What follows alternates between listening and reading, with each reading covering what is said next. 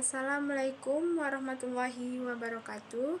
Perkenalkan, nama saya Dinda Ramadhani, bisa dipanggil Dinda, dengan NIM 22022136 dari Prodi Pendidikan Guru Pendidikan Anak Usia Dini.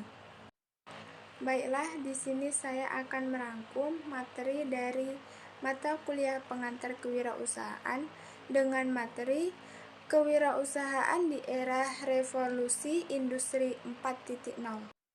Kewirausahaan di era Revolusi Industri 4.0 merupakan suatu transformasi dalam kebijakan ekonomi di era Revolusi Industri 4.0. Berpikir kewirausahaan adalah usaha maksimal kerja keras dan tidak kenal lelah, tidak akan mudah putus asa. Contoh revolusi industri yaitu mesin mekanik industri tekstil, misalnya menggunakan alat tenun yang pada dasarnya 4.0. Orang pada menggunakan mesin tenun atau bisa disebut dengan masih menggunakan alat tradisional. Yang pertama, pertanian. Pertanian begitu banyak yang menggunakan fase 1.0. Mesin bajak, misalnya kita masih menggunakan mesin kerbau pada saat yang lain. Negara-negara berkembang menggunakan mesin-mesin untuk alat-alat pertanian, sehingga produktivitas dari produksi pertanian itu pun masih berselisih. Yang kedua, produksi massal. Produksi massal banyak yang menggunakan fase 2.0. Misalnya, industri mie instan, koran, majalah, dan lain sebagainya. Yang ketiga, komputer. Komputer termasuk dalam fase 3.0. Yang keempat, otomatisasi berada pada fase 4.0. Transportasi ekonomi diarahkan pada supply side dan sejalan dengan demand side.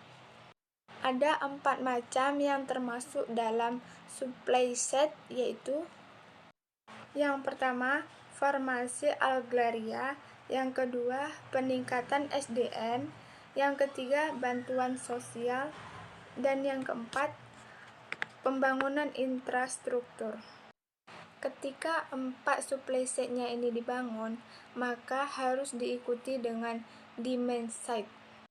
Yang termasuk dalam demand side yaitu yang pertama, menjaga daya beli agar tetap stabil. Yang kedua, meningkatkan investasi. Yang ketiga, meningkatkan ekspor. Ekonomi yang berbasis perubahan nilai tambah yaitu yang pertama, industri manufaktur, dan yang kedua, jasa. Yang disebut dengan industri manufaktur adalah kontribusi terhadap PDB. Apa itu PDB? PDB singkatan dari Produk Domestik Bruto. Industri itu harus memberikan kontribusi PDB yang menurun dari presentasi 26 pada tahun 2001 sampai 2016. PDB adalah salah satu indikator yang digunakan yang sangat penting untuk mengukur kondisi perekonomian sebuah bangsa dan negara. Yang kedua yaitu jaksa. Jaksa adalah memiliki pertumbuhan dan kontribusi terhadap PDB, namun memiliki defisit neraca yang meningkat 58-65%, tenaga kerja berpendidikan rendah. Investasi masih sangat rendah akibat kondisi ekonomi dan ketidakkepercayaan pasar. Faktor-faktor yang mempengaruhi dari kondisi perubahan atau transportasi ekonomi di fase industri 4.0. Yang pertama, globalisasi, kedua, perkembangan teknologi digital, dan yang ketiga, bonus demografi. Yang harus dilakukan dalam pengembangan SDM yaitu Yang pertama, mitigasi otomatisasi. Kedua, penyiapan keyword atau skill. Dan yang ketiga, ekosistem inovasi.